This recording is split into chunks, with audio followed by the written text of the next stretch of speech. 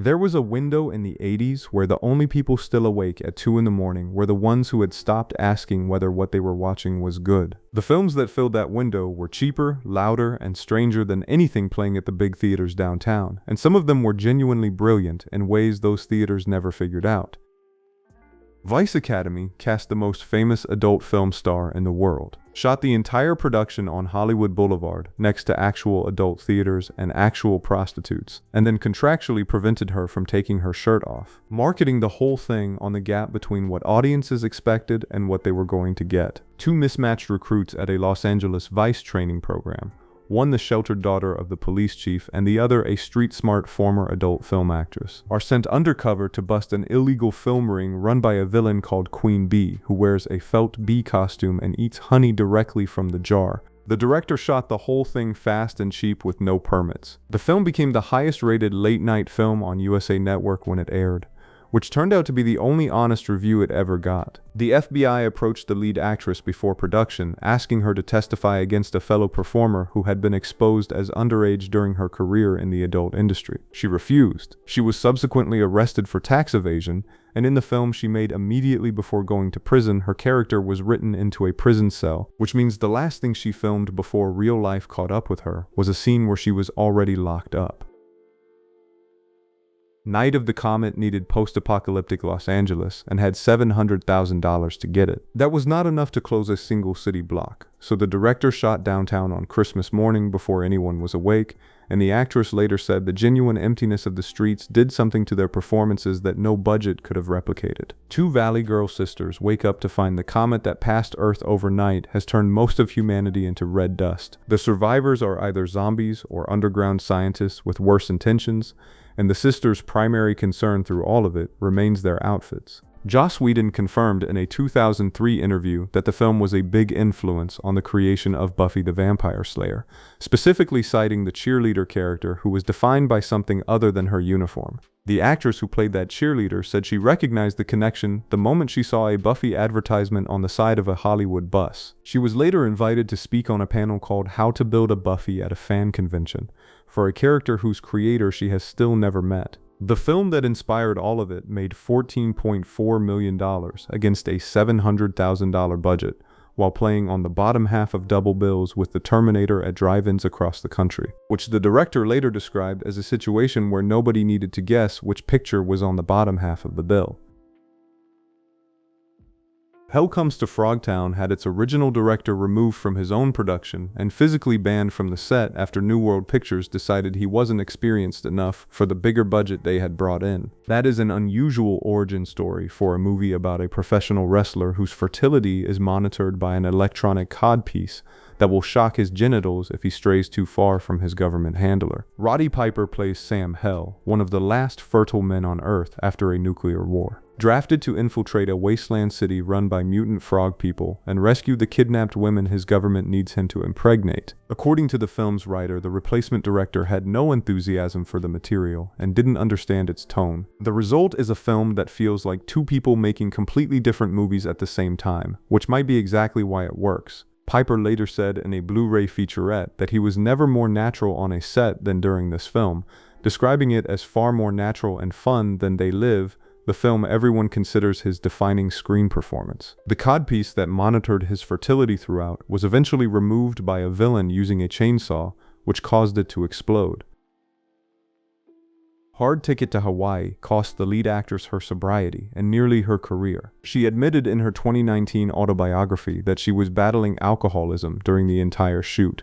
She caused missed cues and heavy re-editing and fully expected she would never work in film again. Director Andy Sidaris, the Emmy-winning sports director who made 12 action films starring Playboy Playmates, responded by inviting her back for the sequel and keeping a driver on standby at all times to take her to an AA meeting if she felt she might relapse. Two DEA agents doubling as cargo pilots accidentally intercept a diamond shipment in Hawaii, triggering a war that involves a mutant boa constrictor infected with cancerous rat toxins, a rocket launcher deployed against a skateboarding henchman and an inflatable doll in the same sequence, and razor-bladed frisbees deployed as weapons, All of it shot with the same camera conviction Sedaris brought to the Olympic Games, because the only way a frisbee becomes a weapon is if the director actually believes it is one. Sedaris had won an Emmy in 1969 for his work in sports television and invented the honey shot, cutting from the action to close-ups of cheerleaders and attractive women in the stands, a technique still used in broadcast today, before deciding the exact same instinct could carry a feature film. The lead actress appeared in 5 more films in the series after getting clean and was sober for over 32 years at the time she announced it,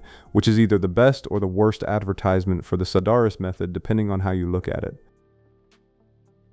Malibu Express came 2 years before Hard Ticket to Hawaii, and it was where the formula started. A private detective who lives on a yacht cannot shoot straight and spends most of the film being seduced by women while occasionally remembering there is a Russian espionage plot to solve, and the film treats both with roughly equal urgency. What Sedaris understood was that he was selling a version of California that only existed in the 80s, sun-drenched and consequence-free, and that version needed no translation anywhere on Earth. The whole thing looks like someone pointed a camera at a Playboy magazine and told it to move, which is either a criticism or a compliment, depending entirely on why you pressed play. Sybil Danning negotiated a strict no-nudity clause in a film built entirely around gratuitous nudity, which forced Sedaris to lean on her mystique instead. And while everyone around her was undressing, she stayed clothed in increasingly absurd high-fashion outfits, and drove the entire plot, which accidentally made her the most memorable performance in it. Hugh Hefner helped fund the film, watched the finished cut, and told Sedaris he hated it, because the women were running and sweating and shooting guns and he wanted more romance. That says everything about the difference between what Hugh Hefner thought he was financing and what Andy Sedaris actually made. Sedaris ignored him, made 11 more films exactly the same way, and died in 2007, still defending every frame.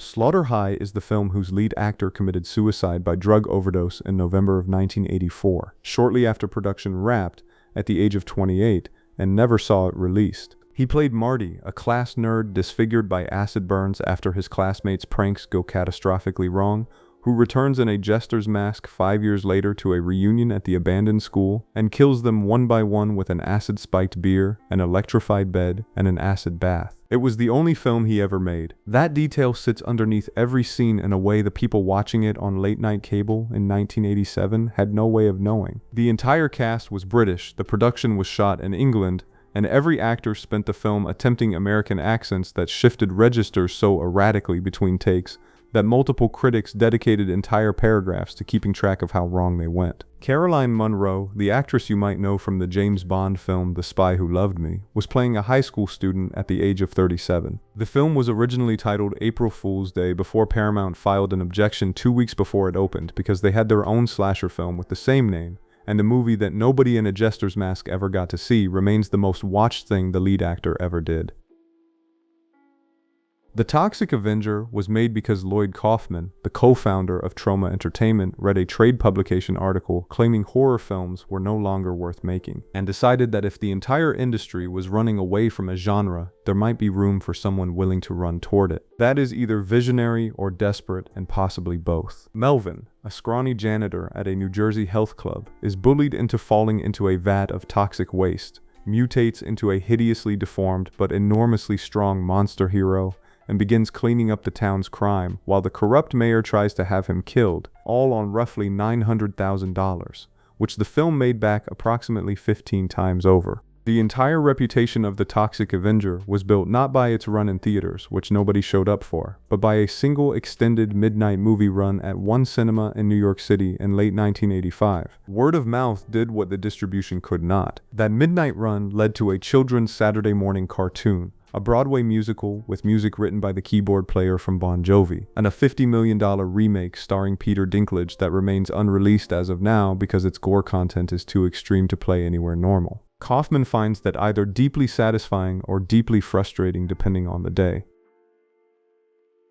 Elvira, Mistress of the Dark is the film where Brad Pitt was rejected for the love interest because the actress felt he was so handsome that Elvira would spend the entire film ignoring the actual love interest and fawning over him instead. And the actor who got the part has presumably been living with that information for 37 years. Elvira, the horror hostess, inherits a mansion in the most conservative small town in Massachusetts, and spends the film being threatened with burning at the stake, and the whole thing runs on the energy of one woman, refusing to be impressed by any of it. What made the film matter was that Elvira was the smartest person in every room she walked into, while everyone around her treated her like a joke, which in 1988 was either a comedy or a mirror depending on who was watching. The distributor filed for bankruptcy just before release, slashing the planned rollout from 3,000 theaters down to roughly 150 screens, and the film made $5.5 million and looked like a disaster. Then it hit VHS and became one of the most rented titles of the decade, and the studio that buried it watched Elvira become a permanent Halloween icon without them. The dress that made her recognizable was cut specifically to hide burn scars on her neck and shoulders from a childhood accident, which Peterson later said meant the costume only ever showed the good bits. Sorority Babes in the Slimeball Bowl-O-Rama was filmed in 12 days with an open bar on set. According to multiple accounts, the director was continuously drunk throughout production, as were most of the cast and crew, with the bar described in one retrospective as possibly the most costly asset of the entire production. 3 college boys are caught spying on a sorority initiation and forced to accompany the pledges on a break-in at a bowling alley, where they accidentally release a wisecracking demonic imp from a trophy, and the imp begins granting wishes that immediately go wrong while the bodies pile up around a bowling lane. The bowling alley is one of those locations that only works in an 80s film because it has the exact right combination of neon, bad carpet, and enclosed space to make everything feel slightly more unhinged than it should. All of it was shot back-to-back with another film using the same cast and crew with no break between the two. The film opened briefly in January of 1988 and then essentially disappeared until it aired on USA's Up All Night in the early 1990s,